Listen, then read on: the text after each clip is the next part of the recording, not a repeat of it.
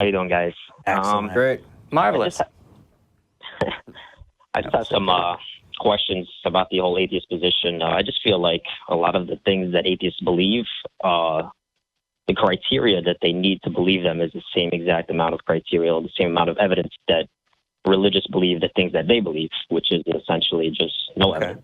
Well, I don't use the term believe. Yeah. Yeah. Well, let's first go over your definition, because we might not agree on definitions. Yeah. Good What point. is an atheist to you? Let's get your definition of that, and let's get your definition of what you think an atheist believes. Because, yeah. So an atheist essentially is just, because I'll give you guys a little background. So I was like a super hardcore atheist, like not even like Super. 4 years ago, just Richard Dawkins, Sam Harris, Christopher Hitchens, have their books, read them, like the whole nine. But now that I'm just learning more about it and seeing how just little evidence there is for the things that they're saying that are true is just making me not believe them. So, like, I would define an atheist as someone who just does not believe in God or like gods. That's it. Okay. Right? But there's also things that atheists have to believe, right? Because you have to supplement what you think is the cause for the universe. No. Right? So you have to have something that you think why the universe exists, right? Nope. No, Not even. I don't know. And So my you life just- doesn't end with that. Yeah. So you don't believe in the Big Bang. And I I don't- didn't say that. Yeah. My position on that, actually, I think is probably one that's more nuanced. I can only really believe or accept something as true to the extent that I understand it. So I think that what I think of as the Big Bang, as it's been not explained to me and I've heard about it tangentially, is interesting. But I'm not an expert on cosmology, so I don't even know what the debate is. I've also heard the So you phrase would be string okay saying theory. that you don't so- believe in the Big Bang. Okay, well, Again, it's that one word sentence believe. summaries. Yeah. You look at the evidence. Well, it and is a you're, thing that requires belief because there's no evidence for it. So it's either you believe in it or not, because you need like faith to believe it. No. There's no evidence How at did all. you read those books and come to be able to say those things? exactly.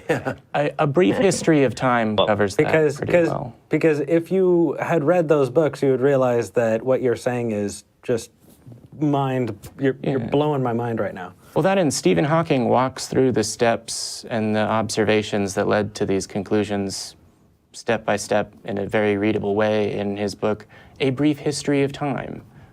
That's Stephen Okay, we Hawking. could get to Stephen Hawking if we want, Order but I now. don't really want to get into that. Yeah, Oh yeah, super controversial guy. So, I'm pretty like, in order for you to make a positive assertion on something, right, you need evidence. You need empirical, demonstrable, physical evidence. You need to say, like, this is this because we've done this test and we've done all of these, fact I can checking and accept all that that stuff, generally. and like we know that this is true because there's nothing else to say that it's not true. You know what I mean? Like, so. Yeah, Victor. Before You know, we you even say move like you're further, doubting the Big Bang. Yeah. So Victor? like, Well, you here, know that- Victor, hold on a sec. Before we move further, I want to go back to where we were so that we fully address it. Is that Okay. because I don't want you to go on and be like, he wasn't Yeah. listening to me. I want to finish that bit of conversation before we move forward. Okay. Okay. Okay. So you asked if we don't believe, or we do believe, or we reject the Big Bang, right? Yeah. And Jamie gave you his response.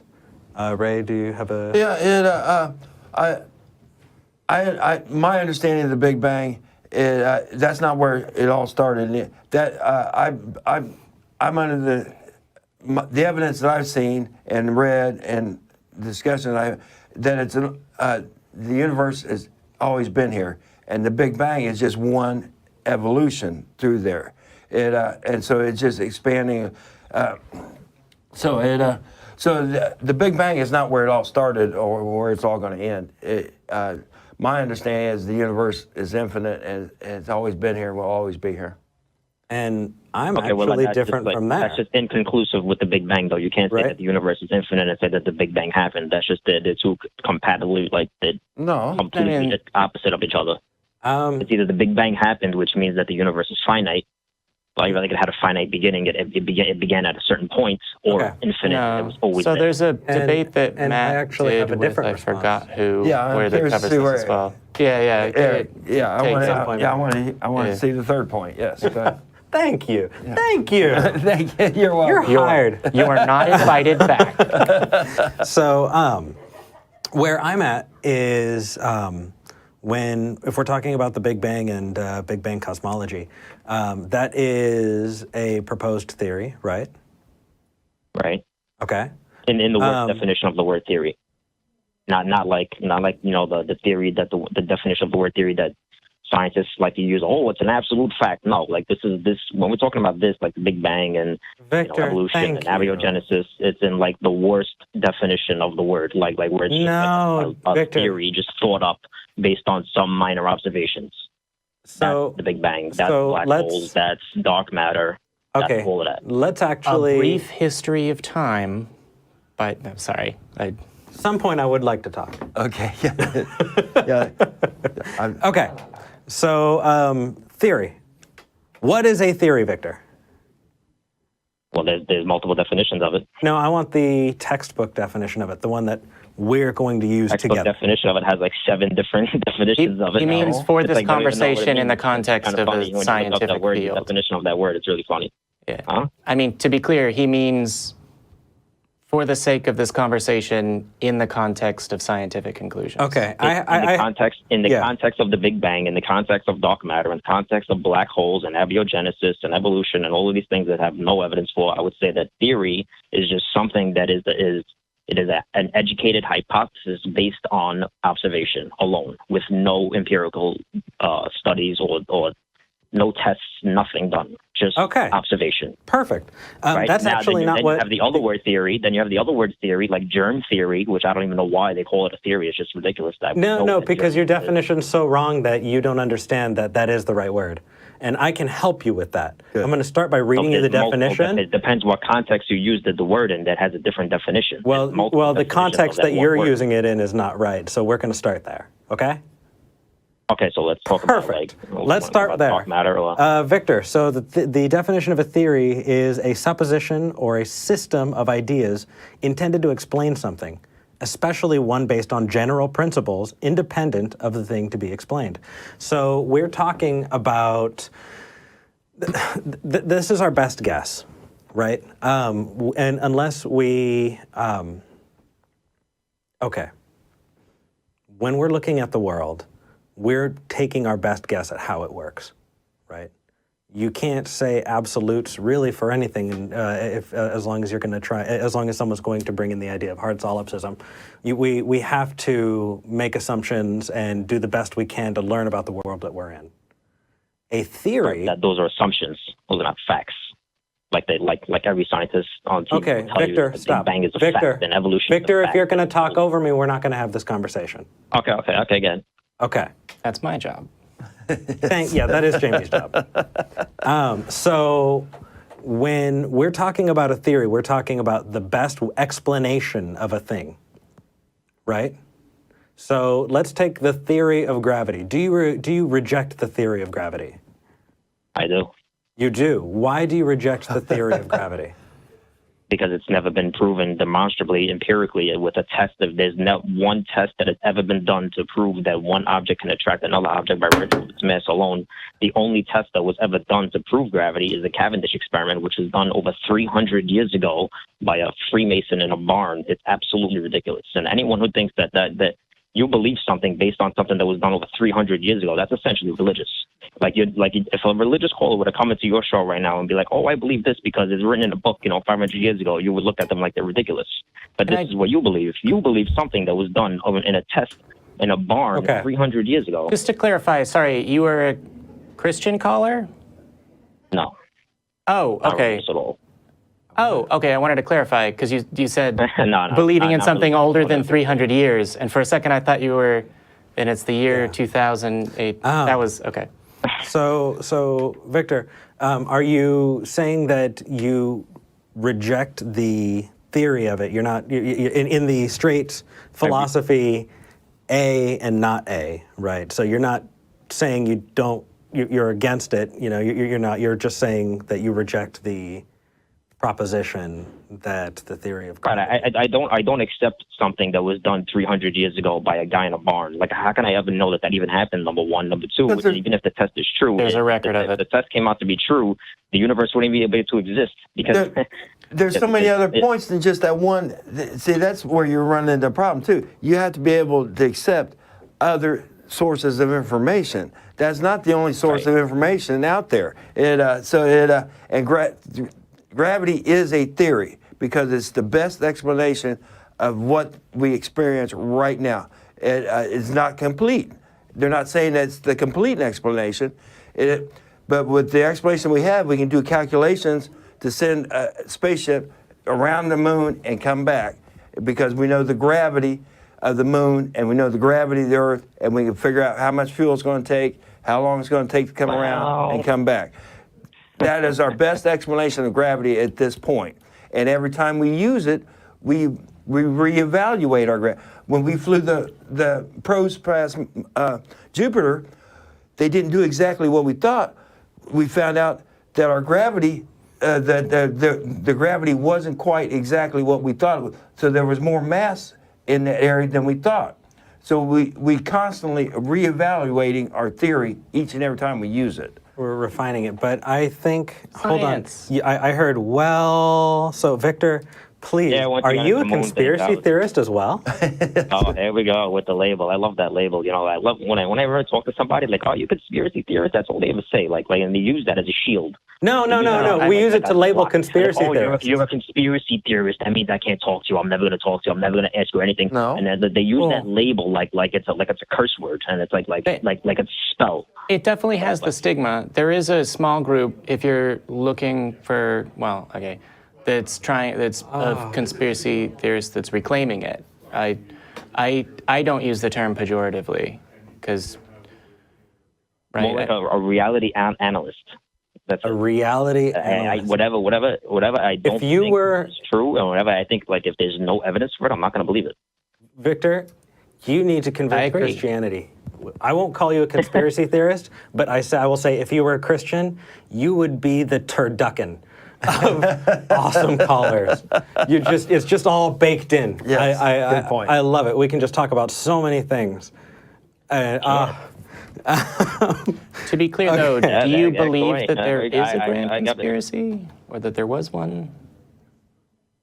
I guess just the moon landing is the fakest thing I've ever seen in my entire life. I mean, okay. The list goes on and on and on. We could talk about so many things. It's like, that's beautiful. They're bouncing around and it's Victor, so fake. I mean, come on, just look at the moon landing footage. It looks so fake.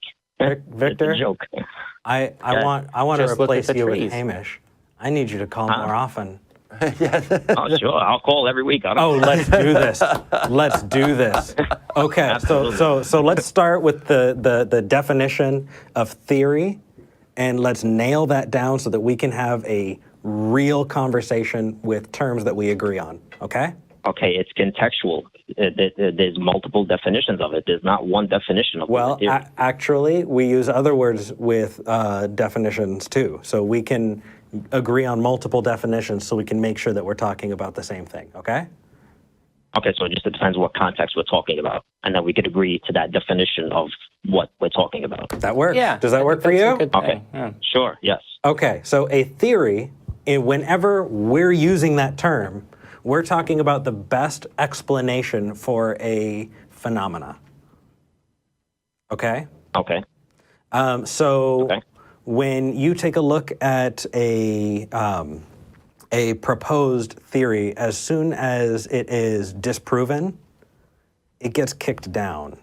And we don't call it the working theory of a thing. It's just a supposed hypothesis, right? If you build up enough to be able to, just like Ray was saying, if you can create a model that has predictive power that can be used in different fields, right? You have mathematics, you have physics, which is applied. You have, come on, help me here, gravity. Everything is impacted by gravity. Matter. And the way matter interacts with other matter, the predictive power of people to be able to do that has meant that the theory of gravity, the way we understand it, even though we know that it's not perfect, I mean, we're still taking a look at how gravity works on the It's how we recorded the sound of two minutia. black holes colliding. Yeah, so even though we're not there, it is incredibly useful, right? It is incredibly useful in our day-to-day lives. It is incredibly useful in what technology has done, right? Being able to launch a satellite, you do need to know how gravity works, and what we have is fantastic. And the general theory for cell phones as well. I mean, what we've got so far is pretty freaking amazing.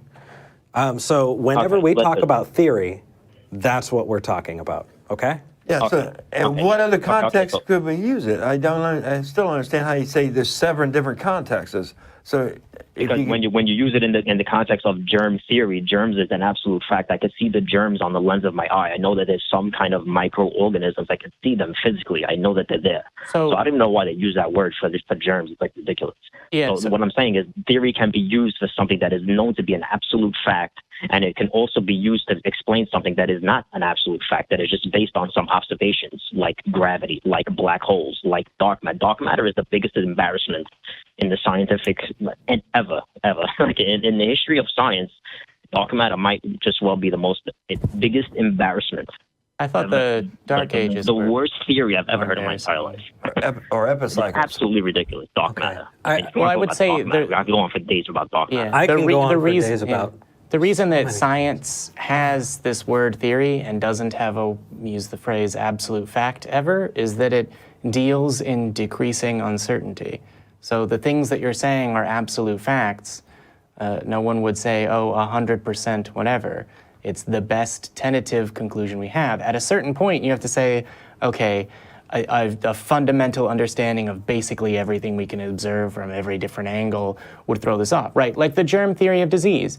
There are, I'm sure somewhere, there's someone that doesn't want to do the laundry that'll tell you that the germ theory of disease is a BS, but actually, it's accepted. But the word theory means an explanation that's been, you guys have gotten into a definition of it, sorry. So I don't want to supply another one midway through the conversation. No, that's okay. The germ theory of disease is not that germs exist, right? It's how the disease spreads. How diseases spread, how it is transmitted from one person to another, and that you can observe, even without a microscope, when somebody washes their hands, when a surgeon washes their hands between surgeries, they drastically reduce the transmission of infections and diseases. And then you bring it down to the microscopic level and you can actually see what's going on in there.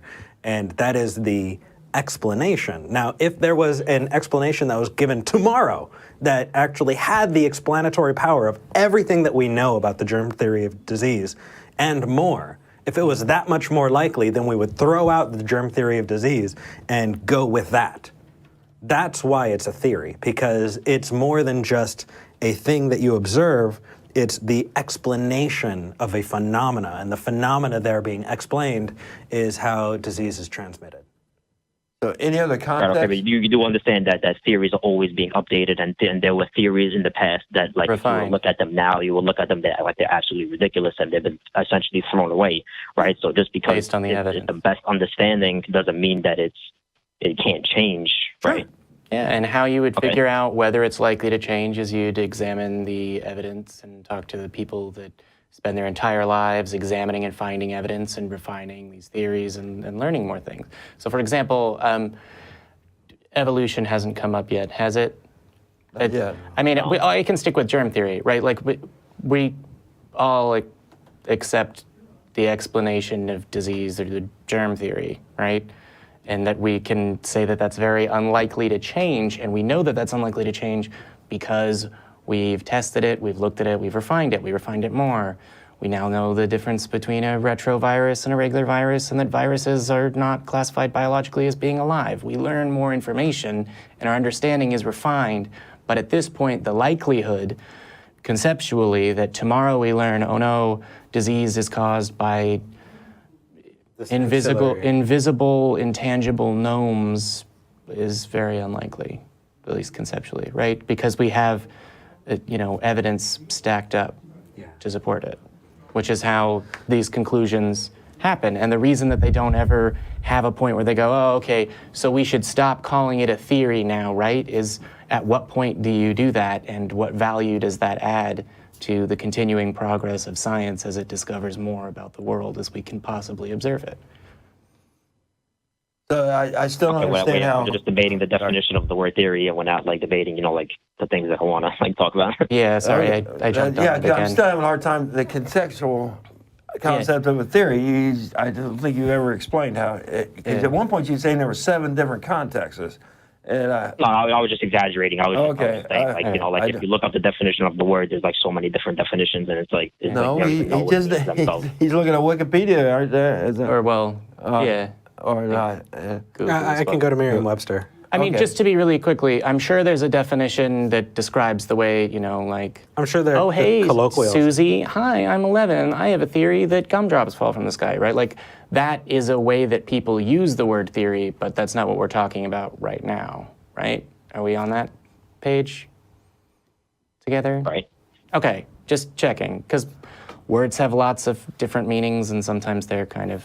But one of the best examples I like when it comes to science is the theory of plate tectonics. When it first came out, everybody couldn't really believe it. They didn't really. Then they found so many different branches of the science that it actually explained things like why these animals are the same on 2 different continents. And for years they had no idea until the guy came up with plate tectonics. Then they said, "Oh, okay, then these start matching." And so it. So a theory is not just for one thing. It goes over when it gets reinforced through the different branches of science. So, but I always like that example about plate tectonics. Totally. Yeah, because when he first suggested it, nobody would believe him that continents would float, and so it. We're signaling so that we don't distract from the caller to try and decide what call we're going to take. Oh, okay. Absolutely. We've distracted you because we didn't tell you that in advance. But yeah, I do enjoy the call, and it was quite the experience. Victor, the reason we stopped you there is because there's not a lot of sense in moving forward if we don't agree on terms. We're just going to talk past each other. So since we did agree on terms, next week to talk past each other, then we can move forward.